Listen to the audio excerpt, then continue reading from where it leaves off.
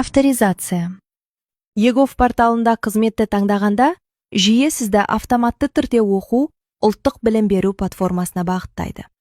Білім бөліміне, одан кейін орта білім бөлімшесіне өтіп, бірінші сыныпқа қабылдау үшін құжаттарды қабылдау қызметін таңдаңыз. Онлайн сұрау батырмасын басыңыз. Берілген тәсілдердің бірі арқылы кіріңіз.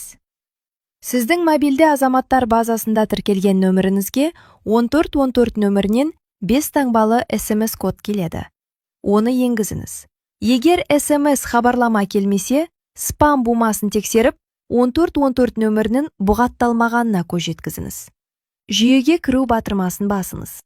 Қолданушылық келісімін қабылдап, SMS хабарламаларын жіберуге келісіміңізді беріңіз. Телефон нөміріңіздің дұрыс екенін растаңыз.